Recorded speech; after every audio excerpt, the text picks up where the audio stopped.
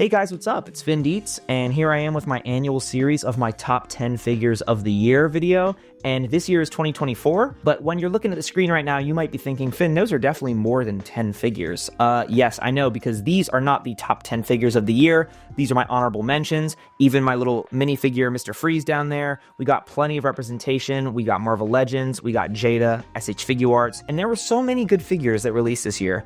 I feel like this year I did not spend as much as I normally do on figures, or maybe I was a little bit more focused with my spending. Overall, it was kind of hard for me to pick a top 10 for this year. I feel like we got a lot of variety here, and there was a lot of great toys that came out this year. For me personally, photography-wise, I did not shoot nearly as much as I normally do this year. I mean, there's a lot of figures on this list that I've had for months that I haven't even shot yet. So 2025, I'm really gonna try to be more active with my photography. But this year I feel like was a great year for my YouTube channel. I finally hit 1,000 subscribers, and I posted a lot of videos that I'm really proud of. More to come.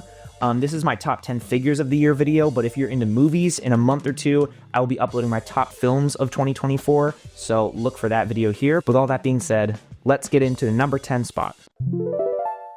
Okay guys, at the number 10 slot, we have the new Marvel Legends She-Hulk, and if you're kind of surprised to see this pick this high, I am too, but for some reason, I feel like this figure is just so underrated. Maybe it's properly rated among Marvel Legends fans, I don't really know, but it is just a perfect She-Hulk figure. The only thing that could possibly make this better is if she had a little bit better neck articulation and ab articulation, but even then, it just looks so good. The sculpt is really muscular and defined in a really good way that like fits her character. The plastic is hard, but it's not brittle, and it has this really nice glow to it, especially on the green. It just makes it really pop and feels kind of like 80s, 90s colors. Just an overall really solid figure. I mean, the detailing on the hair is great, the face sculpt is awesome, and the pinless body feels worth it for the price. I mean, it wasn't very expensive, but this feels like one of those pinless integrations that actually feels worth it. If you've been looking for a She-Hulk to add to your collection like I have, this one is a no-brainer.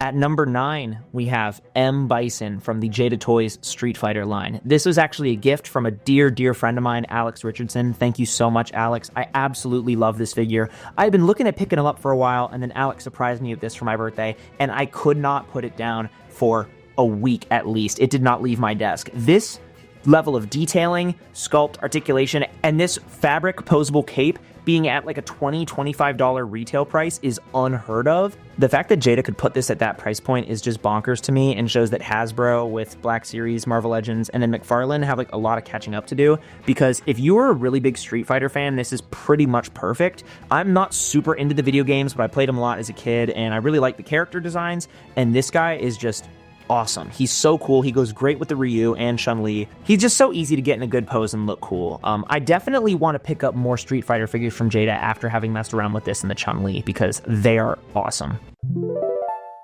At number 8, we have the Marvel Legends Angel from this year, and this figure was super highly anticipated for me because I never got the Toy Biz Angel, and I always thought that his wings were so cool, and I didn't know if Hasbro could do him justice, honestly, but Hasbro really surprised me with this Angel. The detailing on the wings is unreal. Every wing and every little feather is sculpted. There's a wash over it to kind of bring out all the details. It looks so good in person. I don't know if it comes through on the screen. And then the figure itself, the body is pretty good still. It's pinless, which is nice. I'm not super into pinless, but it looks great, it moves great, and the wings articulate really well. One thing that I think is pretty underrated about this figure is just how well it's balanced. These wings are really big, but the figure can just pretty much stand on its own without that much effort, and that's really nice. But overall, I feel like this Angel, at the price that it was at, is essential for any X-Men collection, and I was so happy to add it to my team. Absolutely love this thing. And at the number 7 spot, we got the SH Figuarts Romance Dawn Monkey D. Luffy figure, and I was so excited to get this figure. I read like 100 chapters of One Piece in a couple days, and I absolutely loved it. I've kind of fallen off, I need to get back on it, but just reading the beginning of Luffy's story was just so exciting, and this figure really does it justice. I was going to get the original time skip figure from Target, but I kind of passed on it because I was waiting for the more iconic, I guess, colors and the more iconic costume, and I'm so glad I waited because this figure does not disappoint.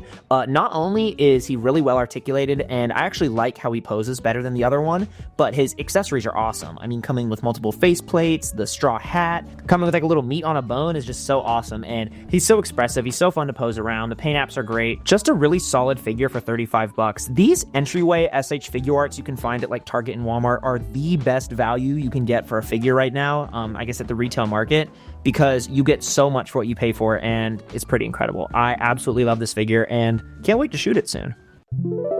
At the number 6 spot, we have the Marvel Legends Superior Spider-Man figure, and I'm only going to touch on this briefly because if you've watched my Marvel Legends Spider-Man video, you've seen me talk about this figure at length because he's so great. I mean, paint apps, articulation, everything is really solid. This is probably my favorite modern Spider-Man Marvel Legend figure I've gotten in the last year or so. This hunt for this figure and the Warbird was kind of excruciating. I found him pretty early on at my local Target, but I had to drive to like 6 different Targets just to get the Warbird figure. And I mean, they're both worth it. They're both fantastic. But for what this figure costs, you really get a lot. I mean, you get the accessories you need, multiple heads, you get the arms, and it's just super great. I love a good Marvel Legends Spider-Man, as you guys know at this point. I'm not gonna lie, I was actually surprised by how few Spider-Man Marvel Legends I picked up this year. I think this might have been the only Marvel Legends Spider-Man I got in 2024, and that is absolutely insane because that is not normally the case, but this guy is definitely my favorite, and such a great figure to have. I love it. And at the next spot, we have the SH Figuarts Dragon Ball Daima Goku figure, and I absolutely love this little guy. He's so precious, and this is how they should have been doing kid bodies, I guess, the whole time. I know that they didn't have the technology for this when they made the original Kid Goku, but this one just blows it out of the water with proportions, with articulation, I mean, with accessories. The fact that he comes with all these different heads and the different hairpiece is so awesome, and it was so cheap. I mean, it's $35, and I know the figure's small, but he moves so well and is highly worth the price. I love this design. I mean, the face just is very, very reminiscent of Toriyama's artwork, which sounds crazy because, I mean, Toriyama designed all the characters, but this one especially really feels like Toriyama. And I love it. I don't know if I'm going to pick up the Vegeta or Piccolo. I kind of just needed this guy, but the Vegeta is definitely on my list. But super cool. If you're a Dragon Ball fan, you have to pick up this figure because not only is he really well articulated, but he's so adorable. And keeping with the Dragon Ball theme, at number 4, we have the SH Figuarts Super Saiyan 2 Son Gohan. And this is actually my first Kid Gohan figure. I really wanted the other ones, but couldn't get him at the time. And wow, this figure was worth the wait. This figure actually is pretty much perfect. I can't really think of anything off the bat that I would change. The sculpt is surprisingly really good. Like, the chest sculpt is so good. And then also the faces, like, they just look so on model for the anime and manga. The hair sculpt has so much just like movement to it. It really feels like he's powering up at any time. And I really like what they did with the articulation on the arms and legs. The elbows and like thigh joints feel really solid. He moves great. He comes with great accessories. I love the cape and cloak. The different hairstyles too, for when he's like actually powering up versus when he's just walking around. Just so cool. And honestly, an essential figure for a Dragon Ball Z SH Figuarts collection. I really need them to remake a Perfect Cell at this point, so we can get some really cool fights going, maybe with some Cell Juniors in there. But for Dragon Ball, this is definitely my favorite Dragon Ball figure of the year. Unbelievable. So glad I have it. Worth every penny. We are now in the top 3 figures of 2024, in my opinion, and at number 3, we have the long-awaited SH Figuarts Yusuke figure from Yu Yu Hakusho.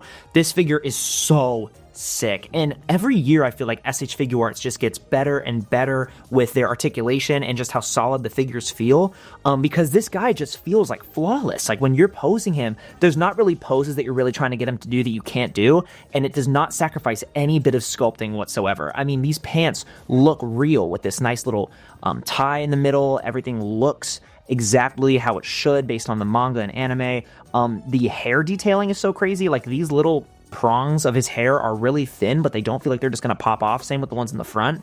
The articulation and accessories are everything you'd expect from a figure like this and more, and I'm really glad they actually chose to go with this look as a start, just because I feel like with these more stripped back outfits, you get a better sense of how the figures can actually move and what they can do. I really hope they go with the original like season 1 green tracksuit look for the next one, or I guess like the school uniform, because that's definitely his most iconic. But SHF is just so good with these faceplates. They all are super expressive and different, and I just love them all. Like, these figures feel so much more solid than figures we were even getting like 3 years ago. I just feel like SHF has really stepped up their game, and there's a reason why they're all over this list. I love Togashi and I love Yu Yu Hakusho, at least what I've read of it, and I'm so so excited for the new Hunter x Hunter SHFs that come out next year. And spoiler, the Gohan is definitely going to be my number one figure of the year if they do it right, because that is my most anticipated figure of all time. So I really hope we get more like a Kuwabara from this line, because that would be amazing. But what an amazing start to hopefully the long and prosperous Yu Yu Hakusho line.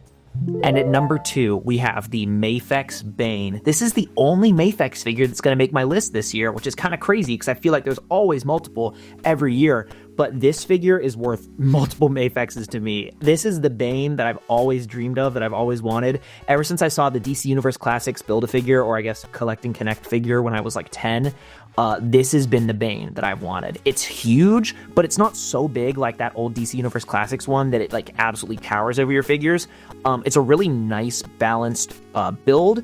Like, he's hefty, but he's not super duper heavy in a way that he feels solid and worth the money, but he isn't too heavy that he's going to knock over all your displays. But he's extremely posable, and the sculpt is just on point. I think something that you could knock Mafex for is they'd like to reuse their sculpts quite a bit with their legs and arms and body sculpts, but this, from what I can tell, is all completely new, and you really feel like you get your money's worth because he moves great, and the detailing is fantastic. Like, there's shading all over, especially his abdomen, different face sculpts. I mean, you have the connecting wires for the Venom tube, and it really does not get in the way of articulation that much. Like, you really think it would, but honestly, it really does not. Like, he can move quite a bit. So, but seriously, this figure is a dream for all Mafex and Batman fans out there. What an incredible piece. It's so fun. It's so much fun to move around. It's one of those figures that really will not leave your desk once you get it. And this would easily be my number one figure of the year based on just how incredible it is and how long I've waited for a great articulated import Bane. But one company decided to pop off this year with a masterpiece. And my number one favorite figure of 2024 is, without a doubt, easily the Marvel Legends Karnak. Boy, get that out of here. What are we even talking about? Bro, absolutely not trash. Get that out of here. I got that thing at Ollie's for like $8. No.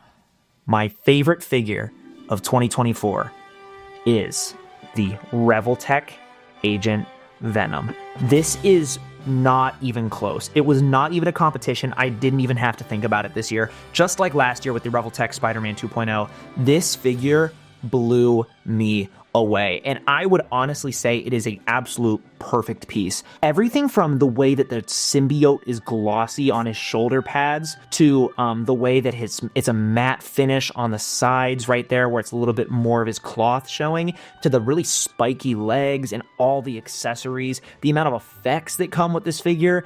It is flawless. The head sculpt, which is something that I feel like we have not gotten a perfect look for on an Agent Venom yet, the head sculpt is absolutely perfect. The spider symbol is perfect. Its articulation is insane. I feel like I genuinely have not even scratched the surface of everything this figure can do. I mean, the tendrils with all of the blaster effects and all the different gun options, it's a perfect Agent Venom. If you like this character even a little bit, this figure is the ultimate must-buy. I feel like every year Revoltech drops a game-changing all-timer figure. I mean, last year it was the Revoltech Spider-Man 2.0 and the Moon Knight, and this year the Agent Venom lives up to both of those. It is unbelievable. This is one of, if not the best symbiote figure probably I've ever seen in my life, and if you like Marvel Comics or Spider-Man, you have to have it. I mean, I don't care if you have to pay $150 for it. It is worth the money. How people talk about Mezco is how I talk about these Revoltech figures. Amazing Yamaguchi proves time and time again to be one of, if not my favorite line, especially when it comes to masked figures. Like, when they have to do a character that has a mask and not a human face,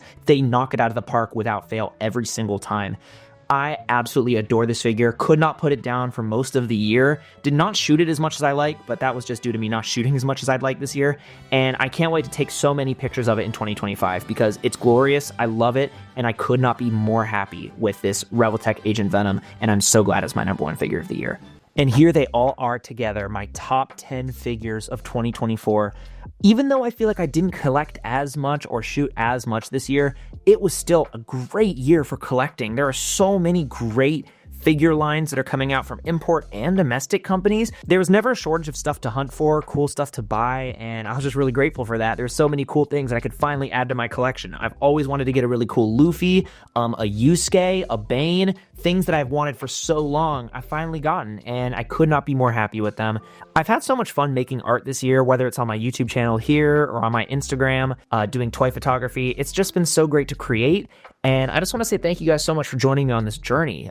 Check checking out my stuff, liking, commenting, sharing. All the support is so appreciated. Thank you guys so much for always just engaging with my art, and I'm really looking forward to 2025. I think it's going to be an even better year, especially with the SH Figuarts Hunter x Hunter figures on the horizon, which is unbelievable and mind-blowing. I'm so excited. But with that being said, guys, this has been my top 10 figures of 2024. The next time I'll see you guys is probably on my top films of the year video, so that's probably going to come in the next month, so look for that. Well, thank you guys so much for watching, and I hope you enjoy your 2025. Peace.